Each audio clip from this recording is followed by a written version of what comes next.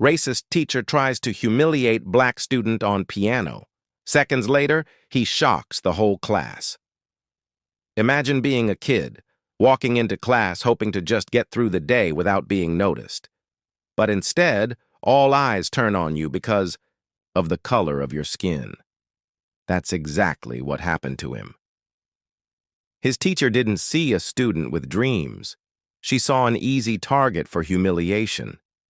In front of everyone, she ordered him to the piano, expecting failure, expecting laughter. He felt the weight of judgment pressing down.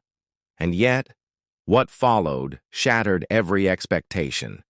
Have you ever witnessed a moment where cruelty was met with brilliance so powerful, it left an entire room frozen? Subscribe and join our community.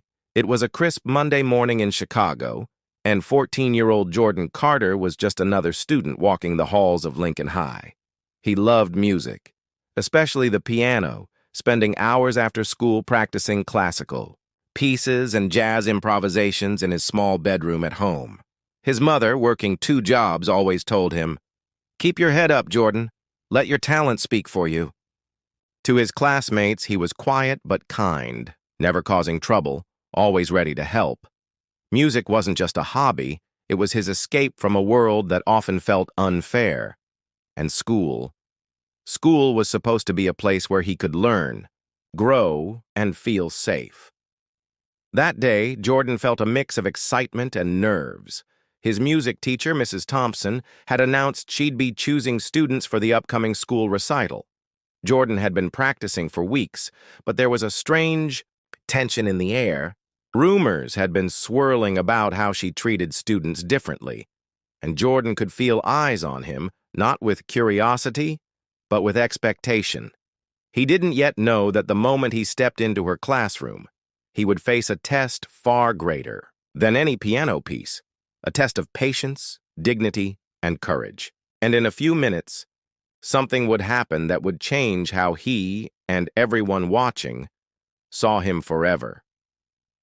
The classroom was silent, but the tension felt like it could snap at any second.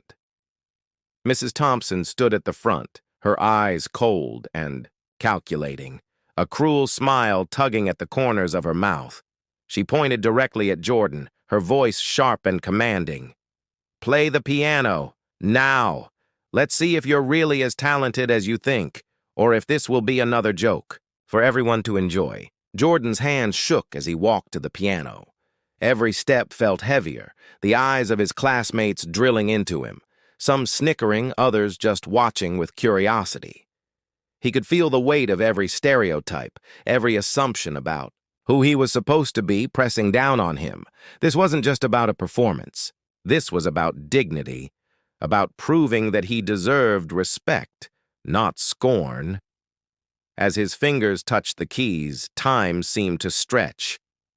The first note rang out, clear, precise, trembling with emotion. The room held its breath. Mrs. Thompson leaned forward, ready to scoff. But then something unexpected happened. The music didn't falter.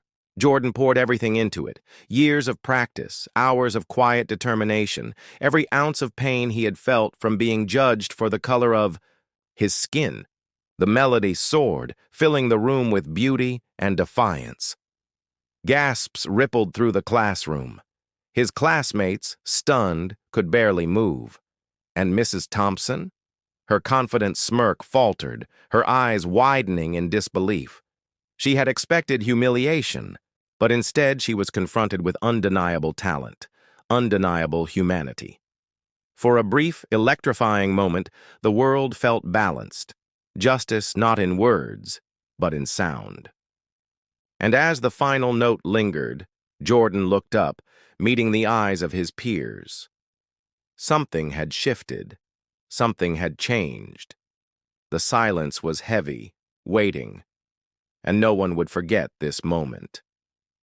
Jordan walked into Mrs. Thompson's classroom, clutching his sheet music tightly, trying to steady the flutter of nerves in his chest.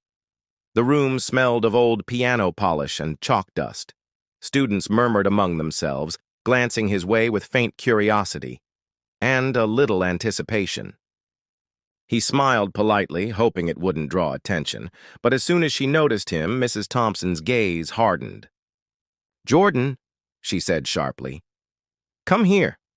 Play something for the class." There was no warmth in her voice, only the kind of cold precision that made Jordan's stomach twist. He hesitated, glancing at the other students. Some exchanged nervous looks, others stifled smirks. As he moved toward the piano, he could hear whispered comments. "She's going to make him mess up. He won't last a minute." The room felt smaller, the air heavier, every heartbeat echoing in his ears. Jordan sat at the piano bench, took a deep breath, and positioned his fingers on the keys. Then came the first note. A ripple of surprise moved through the room. Jordan's fingers danced with confidence, the music flowing like water over stone. But Mrs. Thompson wasn't impressed. She leaned over, tapping her pen on the desk, her expression tight with expectation, waiting for a mistake that never came. Minutes passed, each note sharper, clearer, more intricate. Jordan could feel tension radiating from the teacher, a silent, dare to fail. Whispers grew louder, laughter threatening to bubble up, but he ignored it. Music had always been his refuge, and now it was his shield. Halfway through, a small mishap, a skipped note, caused a few students to smirk. But Jordan recovered instantly, improvising seamlessly, turning the tiny slip into something astonishing. The classroom shifted. Some students widened their eyes, others held their breath. Mrs. Thompson's face, however, betrayed nothing but frustration and disbelief. As he reached the final chords, Jordan glanced up. The room was silent, every eye fixed on him. Even the students who had mocked him earlier were frozen. For a moment, the air seemed to hold its breath. What would she do next? Would she acknowledge his talent, or find another way to humiliate him? The bell hadn't rung, but time itself seemed suspended. Jordan's heart pounded, his hands trembling slightly on the keys, but he pushed forward, knowing that whatever happened next could define more than just this moment. It could define how he saw himself and how the world saw him. And just as he struck the last note, a tension so thick it could be cut with a knife filled the room. Every student leaned in, waiting. Every eye locked on Mrs. Thompson, waiting for her reaction. Would she break, or would the cruelty continue? Jordan's final note lingered in the air, pure and unwavering, echoing through the tense classroom. The silence that followed was deafening. For a moment, it felt as though the entire school held its breath. Every student stared at him, eyes wide, mouths slightly open. Even the habitual whispers had vanished. Then Mrs. Thompson's hand froze above the piano keys. Her face, once tight with anticipation and judgment, slowly shifted. A flicker of something, shock, disbelief, maybe even a hint of awe, crossed her features. Jordan's chest tightened. This was the moment he had been waiting for, yet feared. Would she finally recognize his talent, or twist this moment into another attempt to shame him? She opened her mouth, hesitated, and then nothing. Instead, she slowly nodded, almost imperceptibly. The room seemed suspended in time. His classmates, once ready to laugh, now whispered in astonishment. Some exchanged glances, realizing they had misjudged him. Jordan's heart raced, not from fear anymore, but from a surge of vindication. The weight of the injustice he had faced, the mocking, the prejudice, the expectation of failure, pressed on him one last time. But now, it transformed into something else, quiet strength. Every note he had played, every hour of practice, every moment of doubt had led to this. A single act of brilliance had defied the cruelty aimed at him. As he rose from the piano bench, the room erupted, not in laughter, but in applause. Not everyone clapped, but the shift was undeniable. He had turned humiliation into triumph.